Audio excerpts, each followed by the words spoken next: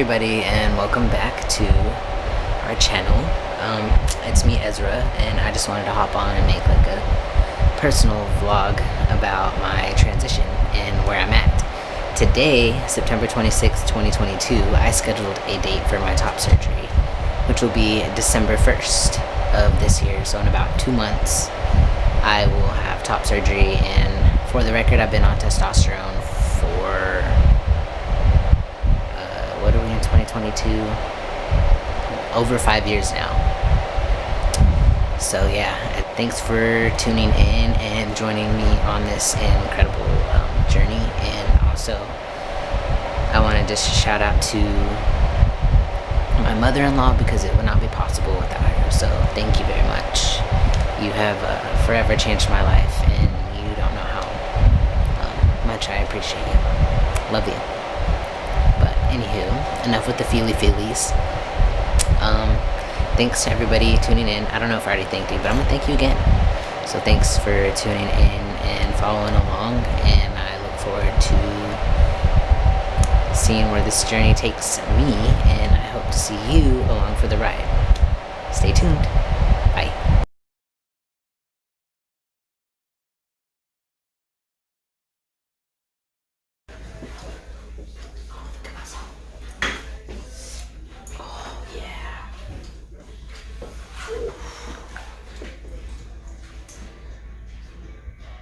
Some bruising right there too. Looks good. I'm excited. Oh, me too. That's normal. Yeah, that's normal. That ice really helped though. Okay, I'd maybe get away from the door. Or they're gonna knock. But yeah. It's done. Hey everybody, I thought I'd give you a little update. I'm exactly 1 week post-op today, and I feel pretty good. I started weaning myself off of the hydrocodone maybe like 2 days ago. So like, I think day 5 was my last pill. They said in the papers that I got in my folder, it said most guys wean themselves off by like day 3 or 4, but I'm pretty sure most guys' bruising isn't as like severe as this. So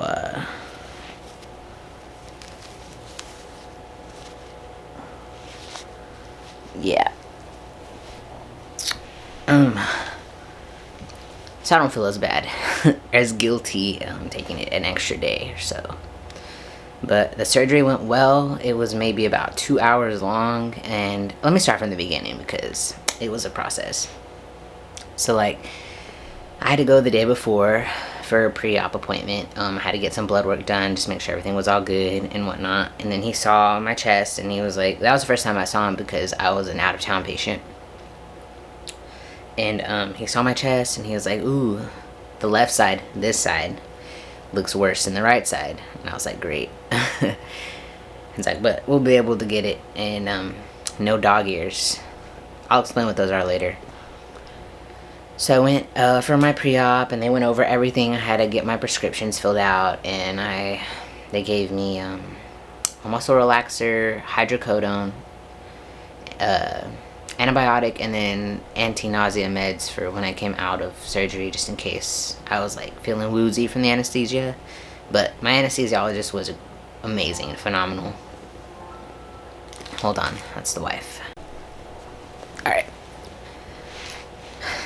So that was my pre-op. Nothing crazy. I just got my prescriptions filled, and then went back to the hotel and just got as mentally prepared as I could for the next. I mean, honestly, people were like been asking me this whole time, are you ready? Are you ready? And then like, I was born ready.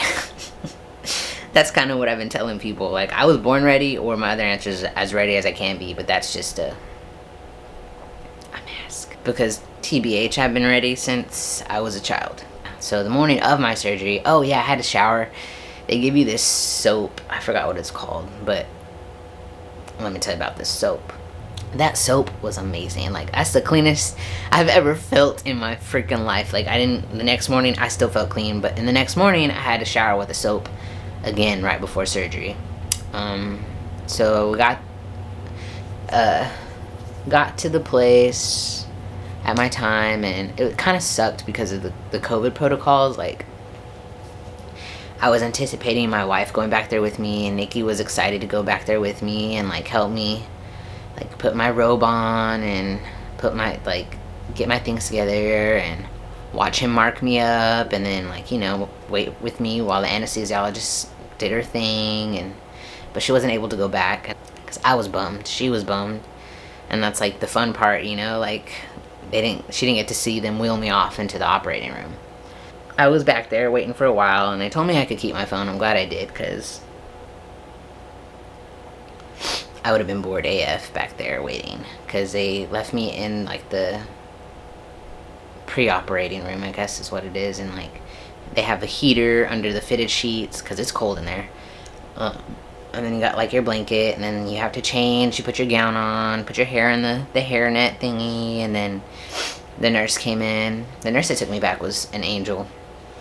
You could tell she was just meant to be a nurse. She came from a line of nurses, like just radiated nurse energy.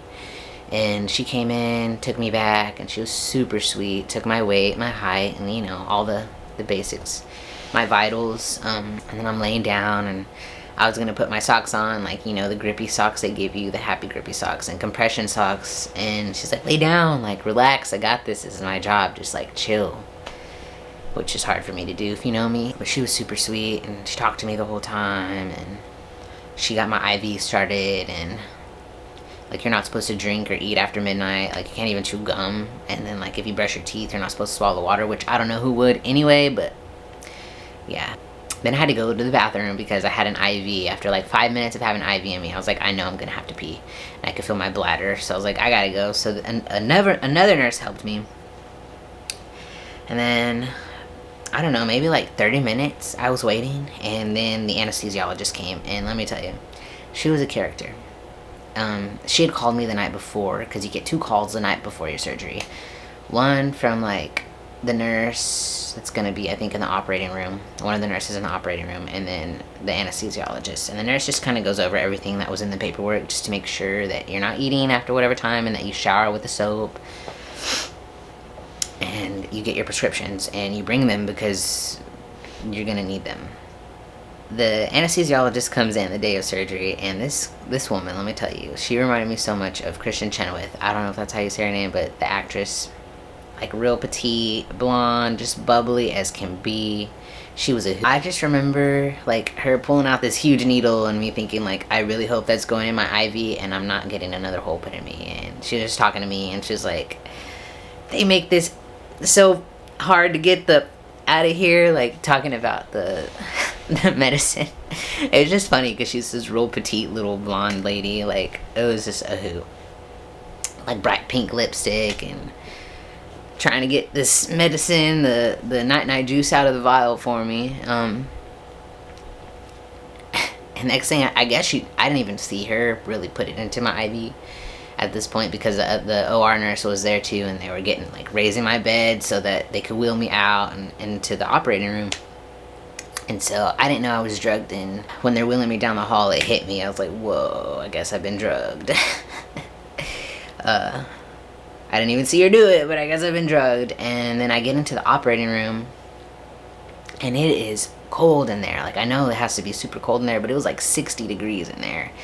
They wheel me in, and like, I'm loopy AF. Like, I've been drugged up. Like, I'm about to knock out. And so they have me move from the pre-operating bed to the operating table, and it was so cold in there, because granted, like, all I have on is this cheap the thin hospital gown, and I'm like naked underneath, so it is freaking cold, okay? And I'm trying not to get my ass cheeks exposed because it's so cold in there. And as soon as I move onto the table, like, I don't remember anything. I just remember being out.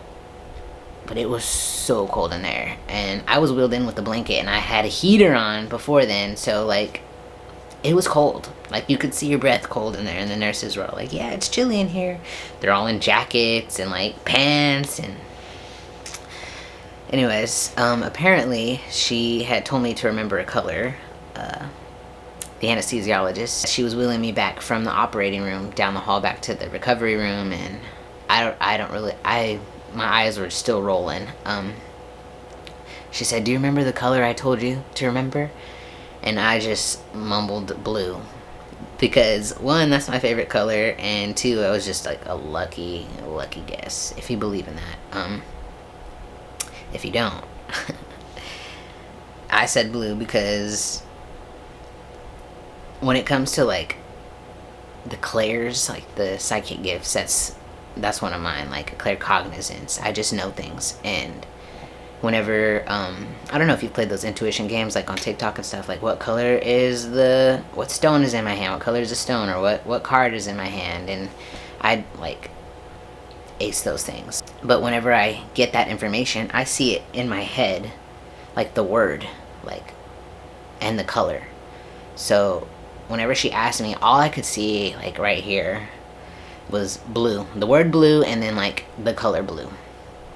And she was like, "Good job, it was blue." And I was so drugged up, I couldn't tell her, like, little do you know, woman, it was just a guess. And I wanted to talk about, like, intuition and psychic shit, but I was just so, like, out of it.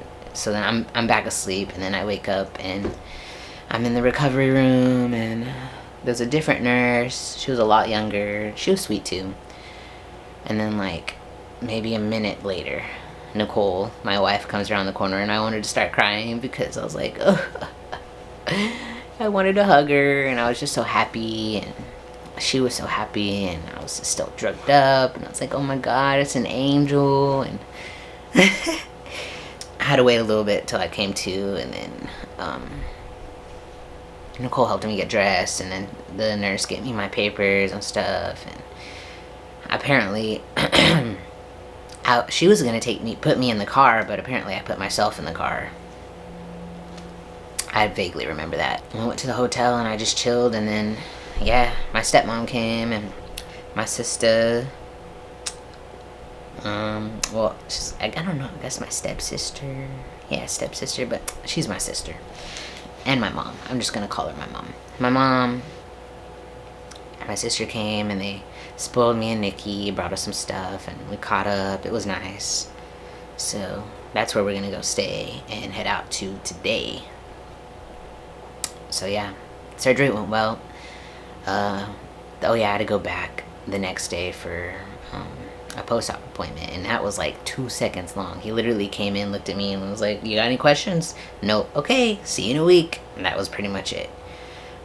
But that's when the nurse looked at my bruising and was like, "Yeah, that's not normal, but you're gonna be fine." And thankfully I didn't have any blood clots, because it looked to me like I might have had a blood clot, but it wasn't a blood clot. So yeah, and hematomas are apparently a thing, but I didn't get a hematoma either. So yeah, and then they just showed me how to change my dressings. Well, really Nicole, because I can't do it. And yeah, stay tuned for more, because we're leaving today. I gotta finish packing. The room's a mess. Such is life. Okay. I will talk to you later, because Nikki just got here, and it's our anniversary today, our 4-year wedding anniversary. So I got her a little surprise she don't know about. Bye. We're here. We just finished Ezra's Post-op. Yeah, post-op appointment. Well, my week later post-op appointment, because you do have a post-op appointment the day after your surgery, but this was a week later. Yes, the 1 week surgery. The big reveal was today. Mm-hmm. So I got to see my nips, which I have. Woohoo! I didn't lose them. It was a good day today. Yeah. I didn't cry, because I don't know, I just didn't cry. You're just more excited. I'm just excited. Well, I mean, you would, if you cried, it would be happy cry, but. Right, but I'm excited. And it is still kind of an adjustment, because I've always been so used to having to, like, cover up my chest. Mm-hmm. So when I was just laying there without my shirt on, I was like, I feel weird, like, exposed in a way, because I'm not used to it yet. But oh, look, it's a good feeling. Look, there's Shumi. Say hi, Suma. Oh, she's smelling all the food. We just stopped at the store to get some snacks. Mm-hmm.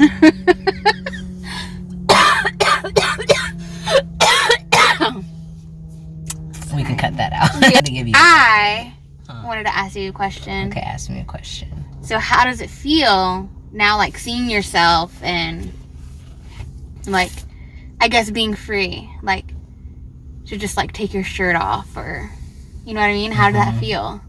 It still feels weird. Uh-huh. But it felt liberating at the same time. Like, I didn't realize how much having chesties, like, was messing with me up here until they were gone. Because it just feels like there was always this storm cloud over me. Like, no matter what I did, no matter if I was even a freaking rainbow that day, there was still a storm cloud, like, just there. Just a constant reminder that, yeah. Thunder off in the distance for sure. But it's nice feeling. I think I'm still kind of in shock, not gonna lie. I think I will feel a little bit more like, or show more emotion whenever I'm not all bruised up and like the steri strips are gone, like my nipples are fully healed and my scars are looking more like scars and they're not scabby. Yeah. I mean, right now you're still so fresh. It looks a little scary. I mean, you're going to see pictures either after this or before this little insert, so you'll see. Yeah, I bruised up pretty badly. I mean, it's not scary. It's just part of the process. Yeah. But Nicole's been great. Oh. She has been an amazing nurse. Say it in front of the camera. No, he's been saying I've been doing well. Everyone didn't believe I could be a good nurse for Ezra, so I did it. I mean, I did have a day where I just bit off more than I can chew, but you still handled it, in my opinion, very well. Yeah, I mean, better than I would have in the past. Growth. So, yeah. Guts growth. That's good. Yeah. No, it's understanding. Like, he's healing. You're healing. If you saw what's under here, you'd be looking like, oh yeah. Like, I know you can't He's healing. Help me, can't do anything. I know that. And that has been hard for me because I want to do things. And then I forget. But I'm quickly reminded. Like, ouch, I can't do that. So, I'm learning some things here too. And how to just accept the help when I need help. Because that's something I've struggled with. Which I didn't think you were going to be bad at. But, because that's more me. That's more me, not wanting anyone's help, but. Yeah, what? Surprise. See, telling me I need to work on that lip. I was just a mirror. Yeah, you were. But anywho, let's start the car. Okay, so I guess we're going to let y'all go and. We'll keep you posted. Yeah, there'll probably be another little something after this, so. Bye. Bye.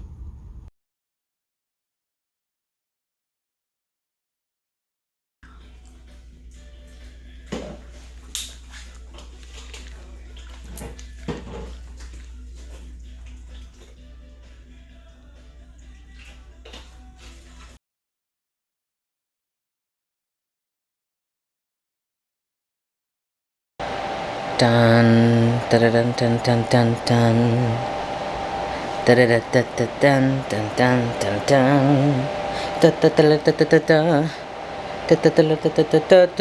dun. I'm just kidding, but for real. That's what it feels like. So what's up? It's been 3 months and a week since my top surgery, and today is March 8th. Yeah, woo woo. So I would say the healing process was not as bad as I thought it was gonna be. But you're definitely sore for a while, and I was very blessed to have a wife that took very good care of me. Very good care. So that is nice, and thankfully I have a job that allows me to like kind of take it somewhat easy and not have to worry so much about using my chest and messing up this beautiful artwork masterpiece.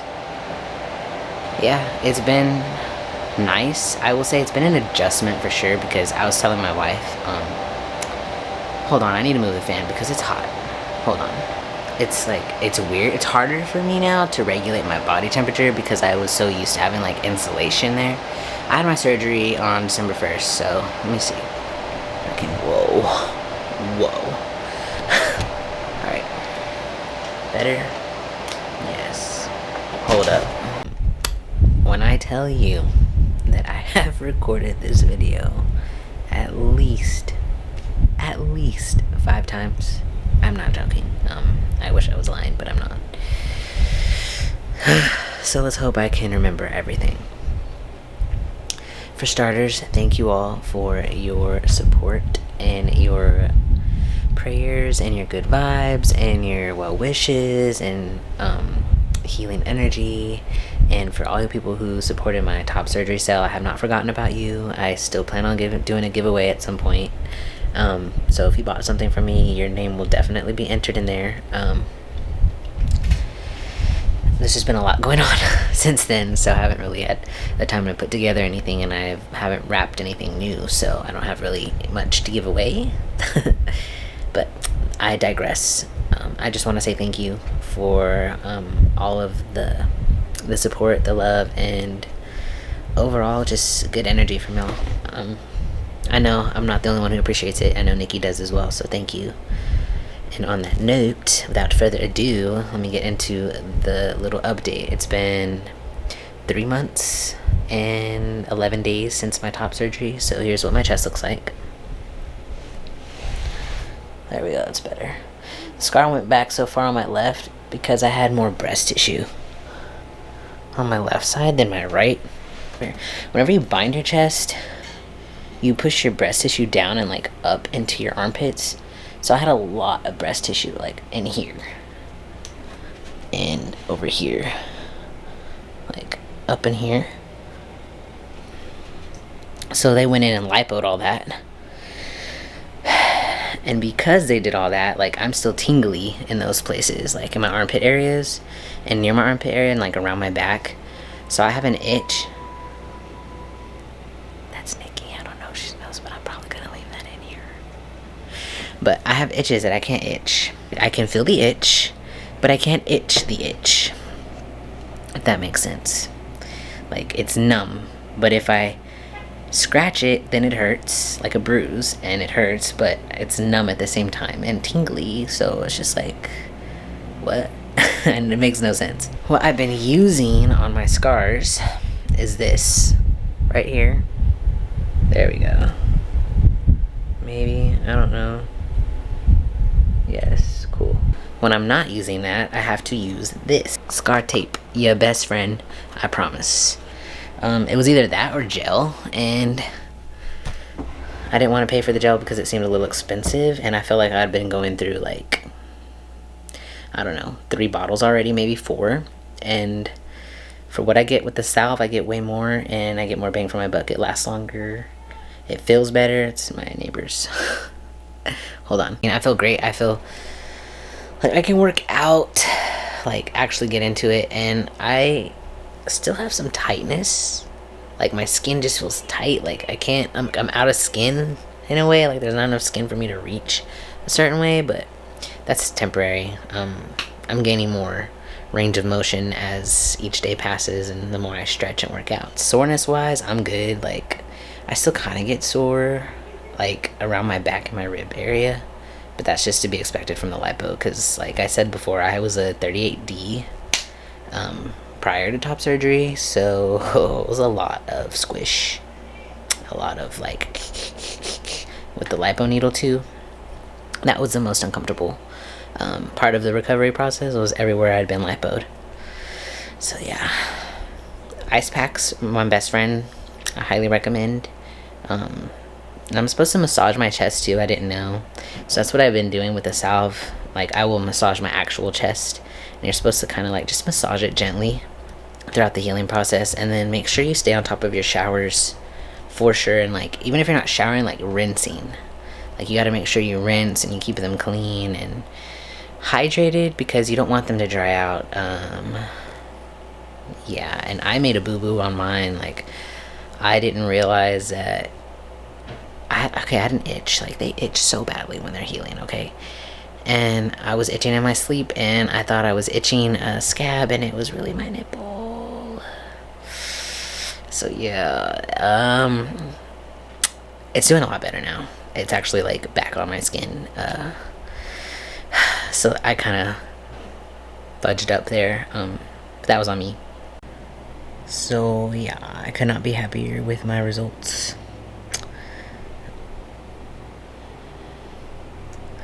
I will say my nipple grafts are still kind of healing, and I read like online that those can take up to like a year to fully heal, so there's that. And this summer, like at the beach and stuff, sadly I won't be able to go topless unless the sun is setting, because my scars can get scorched and my nipples could probably burn off. I don't know, but I don't want to risk it, so I'm gonna take good care of my chest.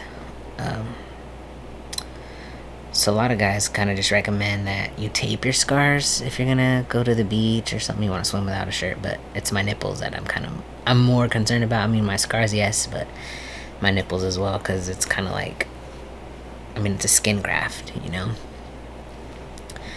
But I was blessed to have a wife who took really good care of me. Sorry if you see a gnat. It's like Plant Central in here. Like, hold on, let me show you. There we go. Yeah, laundry. Okay, so I realized I never told y'all what dog ears were. A dog ear is when like the top, it's cut in a way where the skin would like fold over the top of the scar and look like a dog ear, and it would just like lip over, and I would be able to like flap this around, like it'd be a lip of skin over here and like a lip of skin over here, and it would look like flappy little dog ears. That's why it's called a dog ear, because your skin flaps over the scar, and it doesn't look the best, but I think they can be like, I don't know if you can get them revised or a revision, but that's just one more pain in the butt surgery. You know what I mean? Anywho, I digress. Yeah, that's what dog ears are. I just realized I never told y'all. Yeah, I think our next vlog is probably going to be a day in the life, because we walk doggies and pet sit for a living. If you didn't catch that in our first mukbang, we talked about that. Before I ramble on any further, I think I'm just gonna cut it here. But thanks for watching, and stay tuned for more. Bye.